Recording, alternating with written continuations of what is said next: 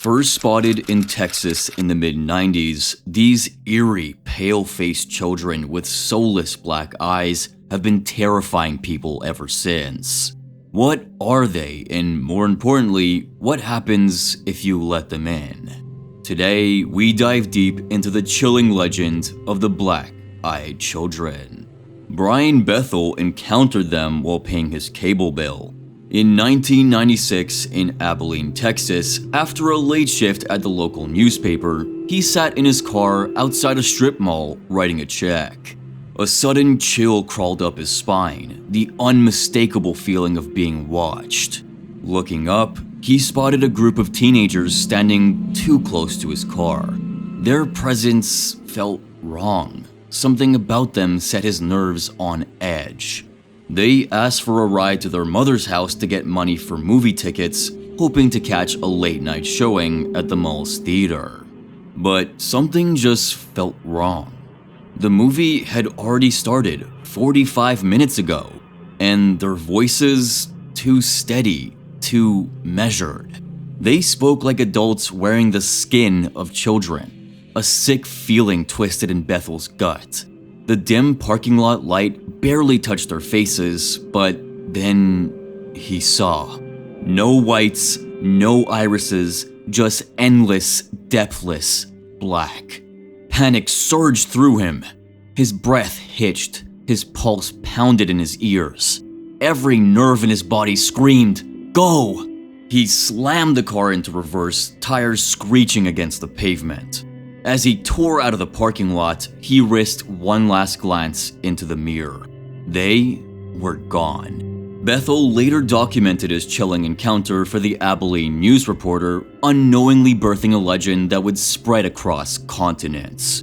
In the decades since, accounts of the black-eyed children have surfaced in different corners of the world. The details shift, ages, locations, the words they use, but the core remains the same.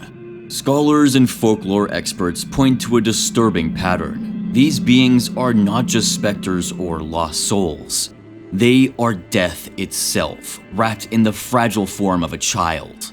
Their existence preys on a universal truth. Children are seen as harmless, innocent, and that is precisely the trap. With defenses down, their victims listen. They hesitate, some even open the door. And in that moment, they don't realize until it's too late that they've invited something in. Something that doesn't leave. At least, that's the theory. Jason Offutt, a journalist and researcher, has spent over a decade collecting stories of the black-eyed children. He has spoken to countless people across the world, each convinced that they've come face to face with something not entirely human. Their descriptions share one haunting constant. Their eyes are like a rat's, Offutt says. Just black, no pupil, no white, no iris, nothing. The children, if they could even be called that, usually appear school-aged, anything from kindergarten to high school.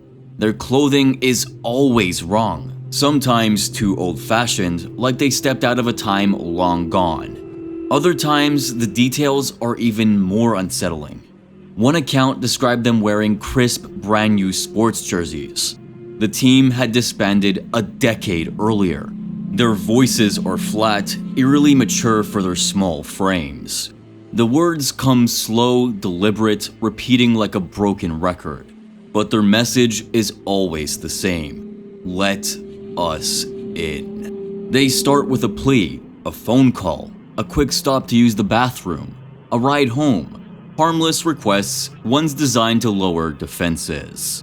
But the longer they're ignored, the more insistent they become. Their polite words sharpen into something darker, something that claws at the mind and demands obedience. They don't lash out, they don't break down the door, they simply leave.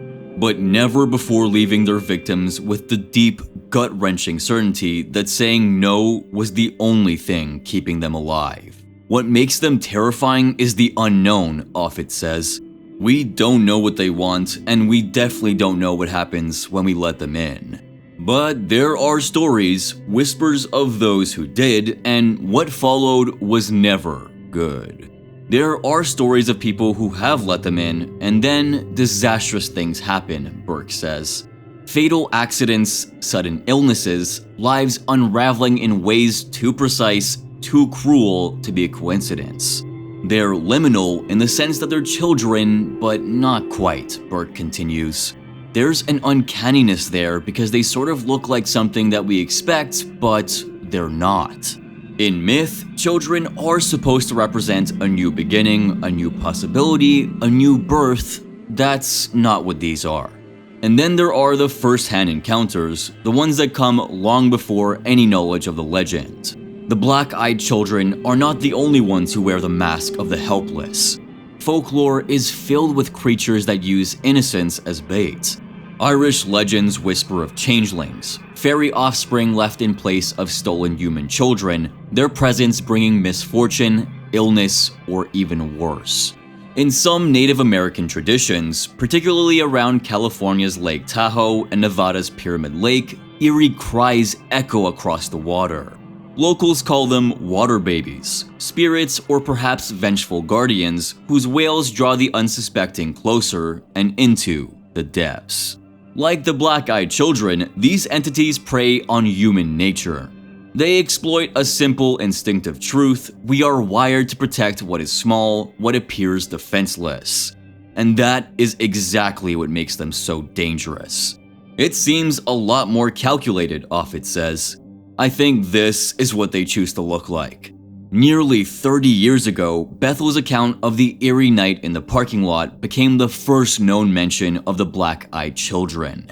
Since then, the legend has spread like wildfire, whispered across forums, retold in dimly lit rooms, passed along like a warning. Hard proof, though, remains elusive. No photographs, no recordings, just stories, endless, chilling stories. But when there's a knock at the door late at night, or a lone figure appears at your car window pleading to be let in, make sure you see their eyes first. For instance, listen to what Lee Brickley has to say. He spent the last 13 years chasing the unknown. His fascination with the paranormal began early, at just 5 years old after watching the original Ghostbusters. What started as childhood curiosity became a lifelong pursuit, leading him into the depths of eerie folklore, whispered legends, and things that lurk just beyond the veil of the explainable. In April 2018, I believe I saw the infamous black-eyed children in an area of Cannock Chase called Birches Valley. She appeared about 100 meters in front of me, stared right at me for about 30 seconds, then vanished without a trace. In June 2019, I saw what could only be described as a man-monkey running through the woods when I was investigating an alleged Bigfoot footprint. I wrote another book that covers this investigation called On the Hunt for the British Bigfoot. In the dead of the night, deep within Cannock Chase, two teenage campers found themselves face to face with something they would never forget. Kylie and Ben had pitched their tent in the heart of the forest, an illegal camping trip meant to be nothing more than an escape from lockdown boredom. But as the cloak crept toward midnight, something stirred outside. At first, they just dismissed it as a deer. Then came the footsteps. Holding their breath, they unzipped their tent. A child's giggle. A child's giggle, soft, eerie, and far too close. The sound sent a chill up their spines. When they flicked on their torches, the beam caught movement, a figure darting between trees, pausing just long enough to watch them from the shadows. Frozen in disbelief, they tracked the shape with their lights. Then, as if making a choice, the figure stepped out from behind the trees and into the clearing. Kylie admitted that she had been absolutely terrified. She had read the stories about the black-eyed children before, but nothing could have prepared her for what she was seeing with her own two eyes. The moment it stood right in front of her, she knew the tales were real. What unsettled her the most was the way that it moved, unnatural, inhuman. It didn't just run or hide. It seemed to blink from one place to another as if it could slip between trees without actually crossing the space in between. Beside her, Ben had kept his torch fixed on the figure. He had noticed how it simply stood there, staring at them with its head slightly dipped. Then, the giggling had started yet again, growing louder and louder, echoing from every direction. Though he could see the figure right in front of him, the laughter had surrounded them, making it impossible to tell where it really was coming from. The disorientation had lasted only a few seconds, but it was enough to leave him frozen in place. Then, just as suddenly, the child had bent down, almost as if adjusting its shoes, before standing up and sprinting down a narrow path into the thickest part of the forest. Even after it had disappeared, the eerie laughter had lingered in the air, refusing to fade as quickly as the shadow that had left them shaken. Shaken to their very core, the two had bolted back to their tent where they had stayed, huddled together, waiting desperately for dawn to break. When they had finally emerged at 7 a.m., the sight that greeted them only deepened their fear. Neatly arranged piles of stones encircled their tent, and strange stick formations dangled from the trees like eerie dream catchers, swaying slightly in the morning breeze. Extremely uneasy, they had wasted no time packing up and setting off on the short hike back to Ben's car. The forest had been unnervingly silent. The usual morning birdsong was absent, as if the woods themselves had been holding their breath. Then, just as they had neared the final stretch, Kylie's stomach had twisted with dread. She had seen it again. The same dark figure, those same black, soulless eyes peering at them from behind a tree. Panic surged through Ben as he shouted for it to leave them alone.